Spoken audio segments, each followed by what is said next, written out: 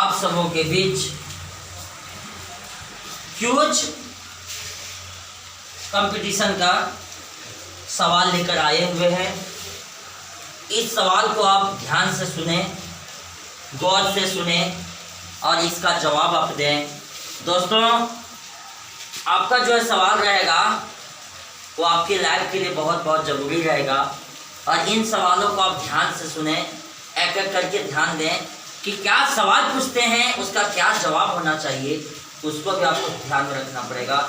ये भी बहुत बहुत ज़रूरी है, बहुत इम्पोर्टेंट है। चलिए, मैं आप लोगों के बीच एक सवाल डालने जा रहे हैं। बताइएगा, भारत का सबसे बड़ा बाघ अभयारण्य कहाँ पर है?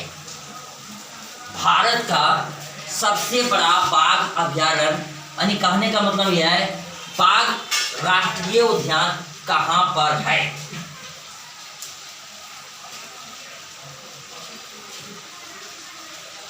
बस सबको जवाब नहीं दिए।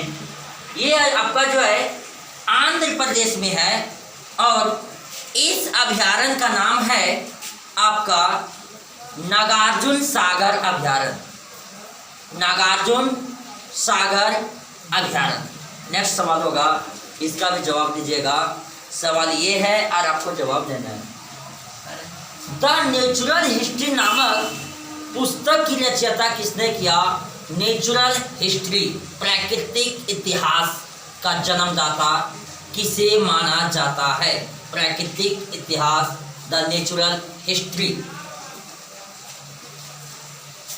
दोस्तों, सवाल बहुत बहुत इम्पोर्टेंट, इसका आप लोग जवाब दीजिएगा। इसका आंसर जो होगा उसको आपको ध्यान में रखिएगा, प्लिनी। और इन्होंने जो वर्णन किया था पेड़ पौधे, पशु, जीव जंतुओं के बारे में द नेचुरल हिस्ट्री नामक पुस्तक में, द नेचुरल नामक पुस्तक, द नेचुरल नामक पुस्तक जो था, द नेचुरल नामक पुस्तक, उस पुस्तक में प्लिनी नामक व्यक्ति ने आपका पेड़ पौधे, जीव जंतुओं के बारे में, खनिज के बारे में, ये तमाम चीज़ों का अध्ययन करवाया था। उस पुस्तक में मिलता जुलता है। नेक्स्ट बताइएगा, आप लोग बताइएगा, सवाल का जवाब दीजिएगा। मुगलों की राजकीय भाषा क्या है? मुगलों की राजकीय भाषा, इसका जवाब होगा, ये भी सवाल का जवाब यदि दे रहे हैं तो बिल्कुल सही है और नहीं दे रहे फिर भी सही है। देखिएगा, इसका होगा मुगलों की राजकीय भाषा फारसी होगा, फारसी। प्रिंसिपल ऑफ इकोनॉमिक्स नामक पुस्तक किसने लिखा था? प्रिंसिपल ऑफ इकोनॉमिक्स,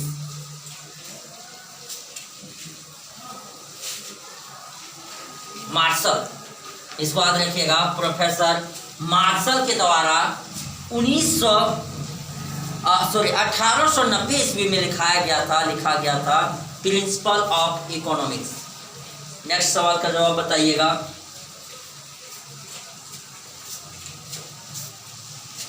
नेपाल की राजधानी काठमांडू है और नेपाल देश की मुद्रा क्या है?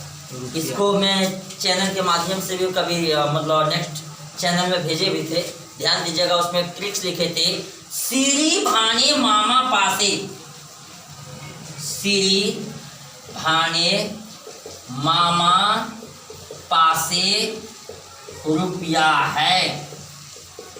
तो हमारा नेपाल की राजधानी काठमांडू है, नेपाल की राजधानी काठमांडू है और इस नेपाल की मुद्रा आपको ध्यान में रखिएगा, आपका नेपाल की मुद्रा जो है रुपया होगा। नेक्स्ट सवाल का जवाब दीजिएगा। ये भी सवाल बहुत बहुत इम्पोर्टेंट, हमेशा एग्जाम में आते रहते हैं, चाहे आपका जो भी एग्जाम हो, प्रतियोगिता की। नेक्स्ट आप लोग बताइएगा, हमारे भारत की भूभाग में मिट्टियों का जब मैं वर्णन करता हूँ, एक्सप्लेन करता हूँ, तो उसमें से 22% भाग जो है जलोढ़ मिट्टी पाई जाती है और उसको हम लोग 2 भागों में बांटते हैं। तो मैं एक आपका कौन सा टाइप्स है जलोढ़ मिट्टी का, जिसे पुराना जलोढ़ मिट्टी कहा जाता है? पुराना जलोढ़ मिट्टी किसे कहा जाता है? स्पष्ट दोस्तों। जलोढ़ मिट्टी ध्यान दीजिएगा 2 प्रकार के होता है, उसको आपको ध्यान में रखिएगा। एक पुराना जलोढ़ मिट्टी और दूसरा याद रखिएगा नया जलोढ़ मिट्टी। इसका भी आप लोग याद रखिएगा। जलोढ़ मिट्टी का टाइप्स को बापू खाना खा। इसका मतलब हुआ दोस्तों, बा से हो गया बांगर। ये बांगर जो होता है पुराना जलोढ़ मिट्टी होता है, पुराना। और खा से होता है दोस्तों खादर, और ये जो आपका हो जाता है नया जलोढ़ मिट्टी है। इस तरह से ध्यान दीजिएगा। इसको बांगर कहते हैं, पुराना जलोढ़ मिट्टी को बांगर कहा जाता है और नया जलोढ़ मिट्टी को खादर कहा जाता है। ये जलोढ़ मिट्टी 2 प्रकार के होते हैं जलोढ़ मिट्टी। एक का नाम है बांगर और दूसरा का नाम है खादर। इसको याद रखिएगा ट्रिक्स के माध्यम से। बापू खाना खा, इस तरह से आपको ध्यान में रखना पड़ेगा। बापू खाना खा।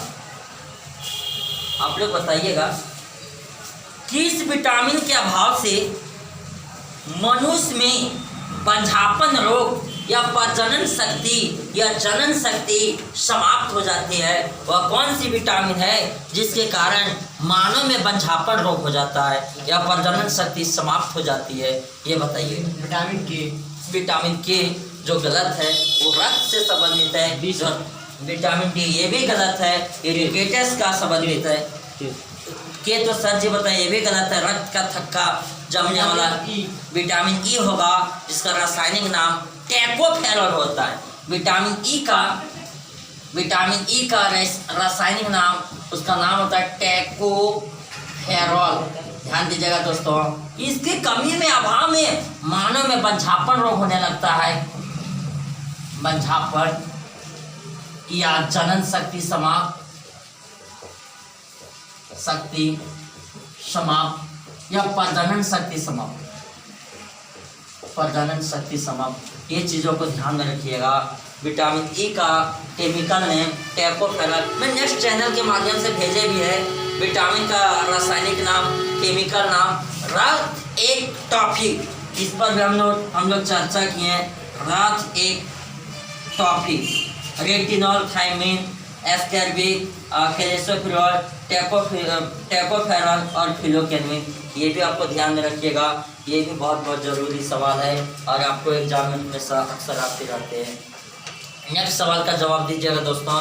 और आपका जो है सवाल आपके लाइफ के लिए जितने सारे कंपटीशन प्रतियोगिता का जो एग्ज़ाम होता है उसमें बहुत इम्पोर्टेंट है। नेक्स्ट सवाल होगा और उसका जवाब आप लोग दीजिएगा। बताइएगा पित्तल जो है किन किन तत्वों का मिश्र धातु है, या पित्तल जो है किन किन धातुओं का अवयव या घटक है? कंपोनेंट्स ऑफ पित्तल या ब्रास जिसको हम लोग इंग्लिश में बोलते हैं। बोलिए। तांबा और जस्ता का, यानी कॉपर और जिंक का। इसको भी आपको ध्यान में रखिएगा। पित्तल जो है वो तांबा और जस्ता से मिलकर बने होते हैं। इसमें सवाल पूछता है कि पित्तल में कितने % तांबा होता है, कितने % जस्ता? तो 70% कॉपर होता है जिसे तांबा कहते हैं और 30% जस्ता होता है। इसको भी ध्यान में रखिएगा। इसका ट्रिक्स होगा दोस्तों पिताजी, अरे पी से पित्तल, इसको ध्यान में रखिएगा। पी से पित्तल और ता से तांबा और जी से जिंक जिसे जस्ता भी कहा जाता है। ये भी ध्यान में रखिएगा। पित्तल जो Cu+Zn होता है ये 70% होता है दोस्तों, ये 30% होता है। ये हमेशा एग्जाम में आएगा तो जरूर जवाब दीजिएगा। पित्तल से संबंधित जब बात उठा तो मेरे को कुछ और सवाल जो है मिश्र धातुओं से संबंधित आने लगता है। जैसे आपको बोलेगा सोल्डर, टांका और फ्यूज का तार। ये भी ध्यान में रखिएगा। सोल्डर, टांका या फ्यूज का तार। दोस्तों इसको भी याद रखिएगा। इसका जब मैं ट्रिक्स निकालता हूँ तो याद रखिएगा सटीले, इसको ध्यान रखिएगा। सटीले, टटीले और फटीले। ये क्या है? टीले टीले टीले, मृतकों का टीला है क्या? टिल्ले से मतलब हो गया टीना और लीड हो गया। यानी इसको याद रखिएगा, टीना और सीसा के मिश्र धातु से सोल्डर बना है या टांका बना है या फ्यूज का तार बना है दोस्तों, इसको भी ध्यान में रखिएगा। Sn प्लस Pb, ये भी ध्यान में रखिएगा। टीना का संकेत Sn होता है और लेड का संकेत यानी सीसा का Pb होता है। ये भी बहुत बहुत इंपॉर्टेंट हमेशा याद रखिएगा। पूछेगा सोल्डर किन किन धातुओं का मिश्र धातु है, तो बताइएगा टीना और लेड का सीसा का Sn प्लस Pb, टांका Sn प्लस Pb और फ्यूज का तार याद रखिएगा Sn प्लस Pb। इसलिए इसको याद रखिएगा सटीले, टटीले और इधर से याद रखिएगा हटीले दोस्तों, ये भी याद रखिएगा। ये भी बहुत बहुत इंपॉर्टेंट नेक्स्ट होगा आप लोग के साथ। मेरा चैनल के माध्यम से आप लोग जो नहीं भी जुड़े होंगे कृपया करके आप लोग जरूर जुड़े, आपको बहुत फायदेमंद होगा। और हमारे चैनल का खासियत ये है कि आपको प्रत्येक दिन क्यूज का क्वेश्चन मिलेगा। इसमें आप लोग घर बैठे भी क्यूज के क्वेश्चन को आप लिख सकते हैं, उसको अध्ययन भी कर सकते हैं। मेरे तक नहीं भी पहुंच बना पा रहे हैं, कोई दिक्कत नहीं, आप घर बैठे भी उसको आप चैनल के माध्यम से प्रत्येक दिन आपको मिलेगा क्वेश्चन। जैसा लैंग्वेज में मिलेगा, टूटी फूटी लैंग्वेज में, लेकिन श्योर मिलेगा दोस्तों, इसको ध्यान में रखिएगा। नेक्स्ट बताइएगा, जैसे आपको पूछेगा जर्मन सिल्वर, जर्मन सिल्वर जो है किन किन धातुओं का मिश्र धातु है, तो इसको ऐसे याद रखिएगा। ये आपका निकेल है, कॉपर है और जेडम जस्ता है। इसको हम लोग याद रखेंगे नी कु जन, ऐसे याद रखेंगे। निकेल, कॉपर और जन मतलब जस्ता से याद रखेंगे। पूछेगा जर्मन सिल्वर में निम्नलिखित में से कौन कौन सा धातुओं का मिश्र धातु इसमें से जो शामिल नहीं है, निकेल दे देगा, कॉपर दे देगा, जस्ता दे देगा और आयरन दे देगा। तो ये लिस्ट में मेरा आयरन नहीं है, उसको हटा दीजिएगा दोस्तों। एक एक चीजों पर मनन करें, एक एक चीजों पर स्मरण करें, एक एक चीजों पर चिंतन करें कि क्या सवाल पूछा जा रहा है, मेरे को क्या जवाब देना है। तो जर्मन सिल्वर, निकेल, कॉपर, जस्ता, इसके अलावा जो भी आएगा ये डाटा में शामिल नहीं है, इसको भी आपको ध्यान में रखिएगा। और आपको यदि पूछ देगा कांसा, जिसको इंग्लिश में बोलते हैं ब्रॉन्ज, ब्रॉन्ज का मतलब जो होता है कांसा, ये किसका मिश्र धातु है, ये भी आप याद रखिएगा। इसको याद रखिएगा कुशन, कुशन काका, काका मतलब कांसा याद रखिएगा, काका मतलब कुश यानी कॉपर और टीना, CO प्लस Sn, कुशन का मतलब कांसा, ये ध्यान दीजिएगा। ये आपका कुशन कांसा मतलब CO प्लस Sn जो है ये आपको कांसा बनता है, इसको भी आपको ध्यान में रखिएगा। यानी तांबा और टीना मिलकर कांसा बनता है। ये भी सवाल का जवाब आप लोग ध्यान में रखिएगा कि क्या जवाब दिया जाता है।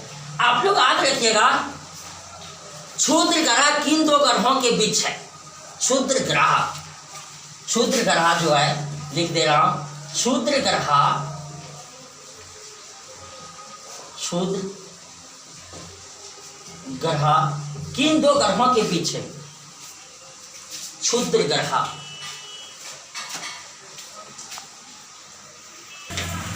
अब जो सवाल में पूछने जा रहे हैं कि क्षुद्र ग्रह किन दो ग्रहों के बीच उपस्थित है या प्रेजेंट है, यानी किन दो ग्रहों के बीच क्षुद्र ग्रह होती है, इसको भी आप लोगों को ध्यान में रखिएगा। क्षुद्र ग्रह, क्षुद्र ग्रह किन दो ग्रहों के बीच है, इनको जवाब होगा तो दीजिएगा, नहीं तो देखिएगा मैं इसका ट्रिक दे रहा हूं। माछुक, माँ से मंगल, वा से बृहस्पति, छू से क्षुद्र ग्रह, ऐसे याद रखिएगा माछुक, इसको भी ध्यान में रखिएगा। माछुक बीचों बीच में ये है भैया। नेक्स्ट सवाल होगा सूर्य ग्रहण किन परिस्थितियों में लगती है। चलिए नहीं याद है, इसको भी मैट्रिक्स के माध्यम से बताना चाहेंगे, इसको याद रखिएगा। कभी कभी अभी तो आया है, क्या बोलता है कि ले 50 तो लो 50, क्या है 50, देखो 50, ये क्या है कि पृथ्वी और सूर्य के बीच में यदि चंद्रमा चली जाए सूर्य ग्रहण होगा, यही याद रखिए। पृथ्वी और सूर्य के बीच में कौन चला जाएगा, चंद्रमा चल जाएगा। और अब सूर्य और चंद्रमा के बीच कौन चल जाएगा? पृथ्वी, तो हो जाएगा चंद्र ग्रहण हो जाएगा। ये हमेशा याद रखिएगा। 50 में क्या याद रखिएगा? सूर्य ग्रहण। दोस्तों एक एक चीज़ों पर मनन करें, एक एक चीज़ों पर स्मरण करें, एक एक चीज़ों पर चिंतन करें। आपके जीवन के लिए मैं इतना यत्न प्रयास कर रहा हूँ कि आप सीखें। मेरा नाम है। नेक्स्ट आप लोग बताइएगा किस मिट्टी को रेगुर मिट्टी की संज्ञा दी गई? रेगुर, रेगुर, बहुत अच्छा अंकित बाबू, जो आपके पास जिज्ञासा जुनून जोश के साथ आपने बताएं। काली मिट्टी, काली मिट्टी को कपासी काली भी कहा जाता है और महाराष्ट्र के क्षेत्र में ये बहुत अधिक मात्रा में पाई जाती है। और यह मृदा जो है, मिट्टी जो है, कपास की खेती के लिए काफ़ी महत्वपूर्ण मानी जाती है, उपयुक्त मानी जाती है। आपने जवाब दिया अंकित बाबू, बहुत बहुत धन्यवाद आपको। नेक्स्ट आप लोग बताइएगा कि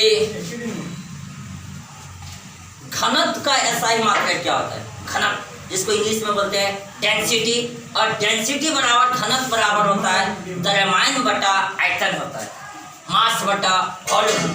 चलिए कोई बात नहीं, आप लोग इसी से कन्वर्ट कीजिएगा। मैं बता दिया घनत्व, घनत्व बराबर क्या होता है?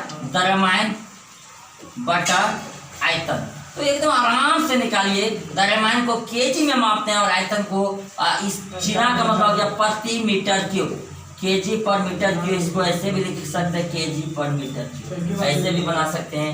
ये भी बहुत बहुत इम्पोर्टेंट। और आज की क्लासेस को हम यहीं रोकते हैं। तब तक के लिए आप लोग को बहुत बहुत धन्यवाद। हमारे चैनल में जो जुड़े हैं उन लोगों को तहे दिल से अपने मतलब पूरी टीम की ओर से आप सबको बहुत बहुत बधाई। दोस्तों आप जहाँ भी हो, हमारे चैनल के प्रत्येक दिन को क्यूज को कम से कम देखिए। क्यूज में कहीं किसी तरह से किंतु परंतु है तो उसको कमेंट के माध्यम से भी भेजिए, मैं और प्रयास करेंगे। और आप लोग की माँ बाप की दुआ है कि मैं जो है चैनल के माध्यम से आप लोग को प्रत्येक दिन जो है पल पल में भेजेंगे। इसके लिए तब थैंक यू। जय हिंद, जय भारत। और जहाँ भी हो हमारे चैनल को प्लीज़ कमेंट, सब्सक्राइब, शेयर जरूर करें। जय हिंद, जय भारत।